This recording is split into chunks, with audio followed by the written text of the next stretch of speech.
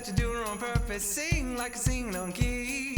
Talk to the girl that intimidates you. Pretend that you're brilliant and charming. I said pretend that you're brilliant and charming. Hey!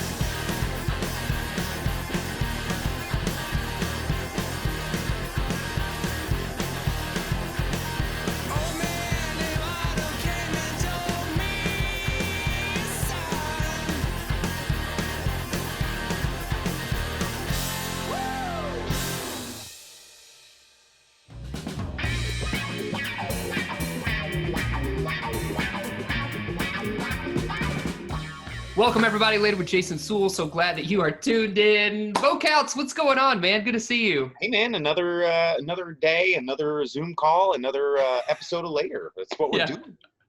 That's what we're doing. You know, I'm so proud of our team to be able to kind of switch to this virtual format. I think these have really gone well. Speaking of switching formats, we're into the fall now. You know, here we are in fall. It's a little bit different in Northwest Arkansas. It always feels different in the fall because you know, the community is just moving again after that, coming out of that stale summer heat that you feel. And this summer, I think, was like 19 months long, it felt like.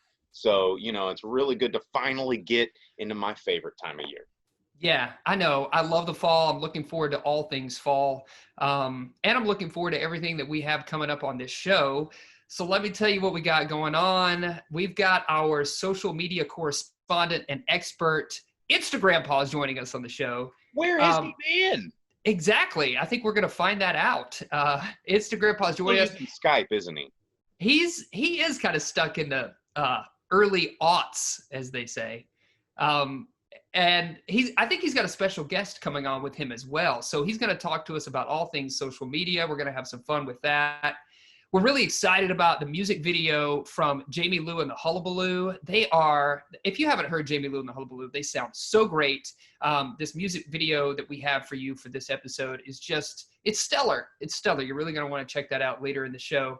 And then we've got one of our favorite chefs of all time, Chef Vince Penalto, joining us on the show. You know him from Brightwater. He's all over Northwest Arkansas. He's like one of the OG original. What a king. What a king. What a king. He's joining us. I think he's a pastry chef, right? A dessert guy. So he's going to be making us a really tasty dessert. I wonder if we'll get to taste it. Sandwichy pastry things he made us that one time. Oh, yes. My gosh. I can't wait to find out what he makes today. I can't either. And we've been doing this great stuff with Bike Eureka Springs. They have some great trail. They're expanding their trail system over there. So we're going to catch up with us. Totally. They're getting there. So we're going to go to a clip of me having fun on the trails at Eureka Springs, and then stick around because we got all of the things we just talked about happening later.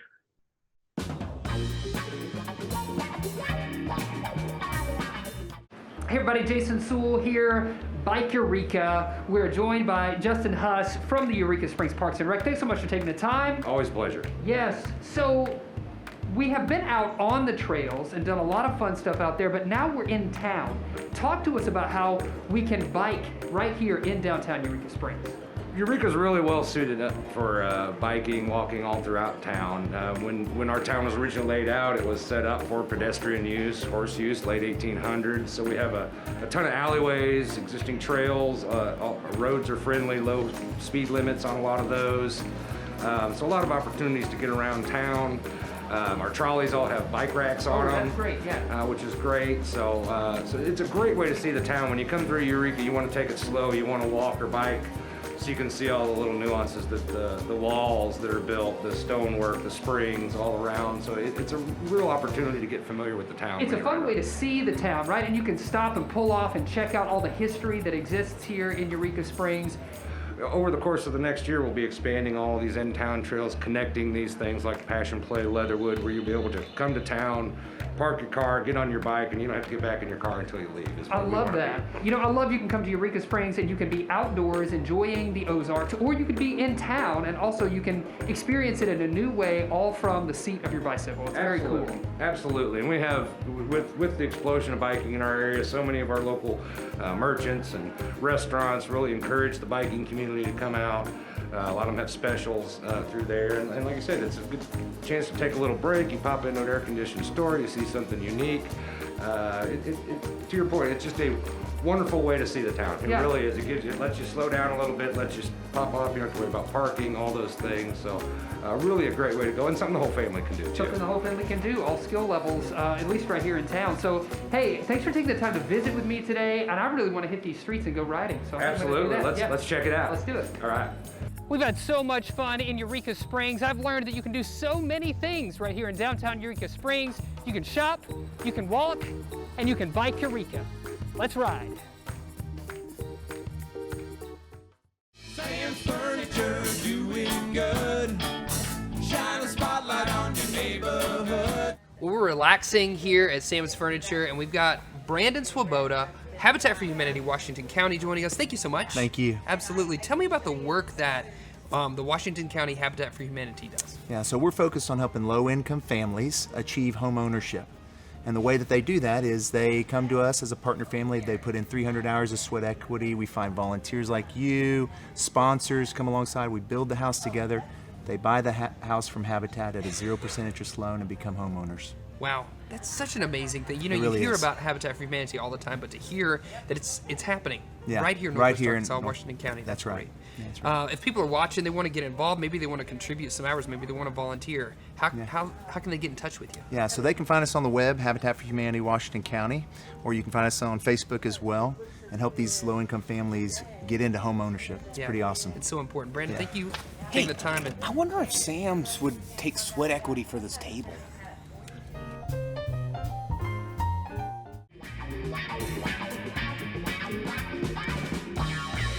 Welcome back, everybody. Later with Jason Suel. So glad you are tuned in. We are really privileged to be joined right now by our man, social media correspondent, Instagram joining us, and his buddy Cooter is also on the line. Cooter, Minute. as you would expect with some technology experts, Cooter having a little bit of technical difficulties right now. But it's good to see both of you.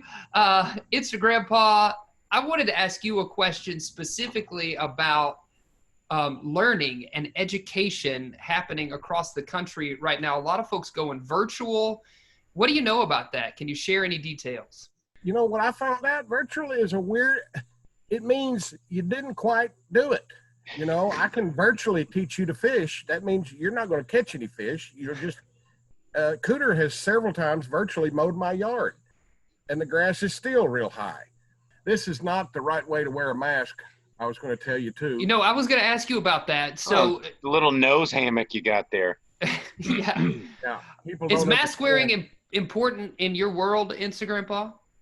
Oh yeah, it is out here. Even in the rural areas, you know, you got to wear the mask because we don't know. Pigs can carry it. There's a girl up here that has real crooked teeth. I mean, man, she could eat corn on the cob through a chain link fence. But with her mask on, she's quite pretty. Cooter got tick bit about a week ago, and his whole backside looked like a snake swallowing golf balls. He had bumps everywhere, and he put some lotion on it, and it went right away. And now he has just been virtually tick bit. You know, social media right now, people are on Facebook, they're off Facebook. They're into Instagram, they're into TikTok, they're off TikTok, they're into Snapchat. What are you hearing? What's the word on the street? That's old stuff. We're doing things called Flipgrid and brain tick and oh my gosh, there are so many you can't even think of them all. I can't even. I think I'm familiar with brain tick. It sounds kind of bad. Yeah, that gets into your, you know, what you do is you just log in and it kind of it knows what you're thinking and puts that in a text and sends it to people or kids or whoever you want it to go to, and you don't even have to type in anything or say anything. I'm at 10K. It's 10K passwords. I guess that's 10,000, I would imagine. Yeah, that's about how many I've had. And those counts the ones that I've changed. You know, you have to have passphrases too now. You got to have something long. You got to have a saying or a quote or something you live by, and then you got to misspell it. Oh, proverb. Yeah. I know you have to misspell it. You got to put a number in there and a letter, and you got to use a special character and all the things. I can't hold it. That's why I do brain tick and just get it in my head, and then the computer does the rest. Tell them about that tick medication that you've used. Yeah, final thought from Cooter. Yeah, well, you see, basically what happened is, you know, we got one house where you got the thing, and you got the chicken and the stuff. And then, you know, people just walking around and stuff, and you're just like, wait, you know, 12 feet. Yeah, that's good. That's right. Yeah, 6 feet. Instagram Paul, we really appreciate you taking the time to join us and fill us in, especially on what's happening with virtual learning, and learned a new thing myself with brain tick. Cooter. Brain worm. We're going to have to find a way to get you some internet out in the field when you're out there working, because we would really love to hear what you have to say about everything you have going on. But gentlemen, thank you so much for joining us. Great fun, as always, having you on the show. Hey, Jason, be careful out there. Have you never noticed on a Zoom meeting when the faces get frozen and they always freeze in a really weird. Exactly. We'll leave you with that thought, folks. Stick around. We got more happening later.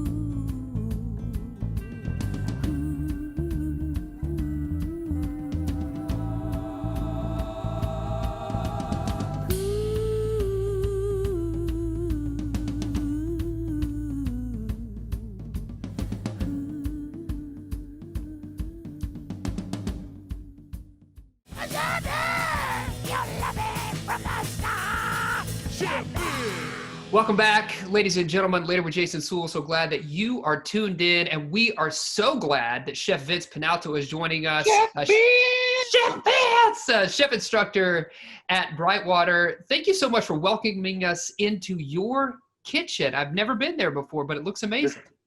This is the first time you guys have gotten to be in my kitchen. I've always come to you before, so. That's right. You got a lot of great looking stuff there. What are we gonna make? So pastry dough. I wanted to come up with a dish. I do have some pastry dough that is easy for everyone to do. I mean, you don't even have to have a pie pan for this. You just need a cookie sheet and a couple of bowls, and you're good to go. So we're gonna make an apple galette with pecans today, and it's just like a rustic apple pie. So I've got some pre-chunked, we call it chunked apples, half cup each of brown and white sugar that we're just gonna put into that bowl. A little bit of cornstarch. The apples start to weep out whenever it's baking, so that's gonna bind up some of the liquid that's gonna happen from whatever happens there. I also have cinnamon, about a tablespoon, some salt. Of course. I like cardamom. Oh, cardamom is one of my favorite underused spices in American cooking. Like cardamom's so good. Totally agree. And it kind of sits in there, and people go, "What is that spice?" You go, "I know what it is." I've got a nutmeg. We're gonna just grate off some nutmeg into that thing, and gonna give this a stir. You know, just coat the apples. I am gonna put just a squeeze of lemon juice. Of course, got to brighten it up, a little bit of acid. I also have some toasted pecans. Oh. So we're going to pile this in the middle of the crust. And I may have more apples here than I'm going to be able to. Oh, bummer. Shucks. What are you going to do with that, you know? There's a technique, right? That what you're doing right to the crust to make sure that it's in the middle. You just kind of fold it up a little bit. You don't even have to cover the whole thing. We're just going to like fold. Oh, so if you've ever been at a restaurant and you have you want to stick something in your napkin and take it for later, you put it in and you fold it around. Exactly. How long do you bake it for? Yeah. What temperature and how long? The oven's set at 350, and this can go 25 to 30 minutes. Pie crust does okay for long bake-offs, and you want the apples to just soften up. I don't like mine to go too mushy. I like them to have a little bit of texture still. So this will go into the oven for, I'll set 25 to 30 minutes, and it'll be ready to go. And man, of course, everybody likes warm apple pie. Yeah. So, I mean, it's so easy. We're gonna put this in the oven. Literally watched you just assemble it right there. That looks so delicious. I wish that we could taste it. Bo, are you with me? I mean, I wish we could. We always get to try his food, and this is the saddest thing ever because it looks so delicious. Yeah. I think we have a surprise. We've been working on this transporter system for food, and it just so happens I've got one ready to go. What?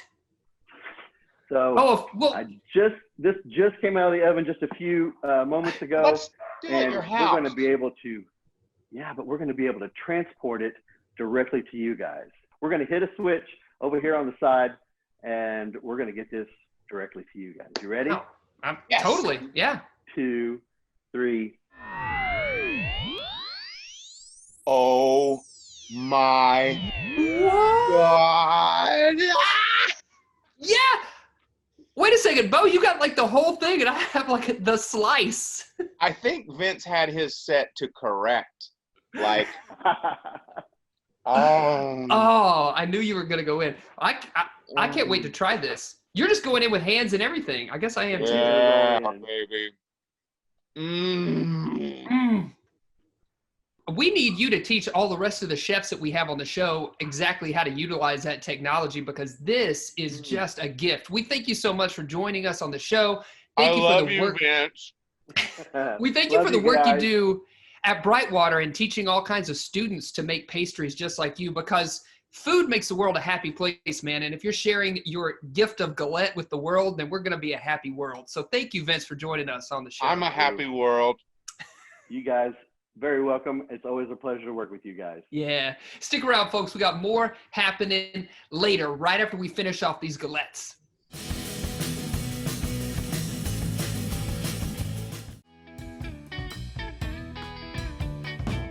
That's our show. Thank you so much, folks, for tuning in later with Jason Suel. If you have not gone out and find us on social media, you need to. We got a lot of cool new things happening this season on season 8 on our social media. Check us out on Facebook. Check us out on Instagram. Check out our YouTube page. As always, yeah, all of our old episodes are on YouTube. All of them.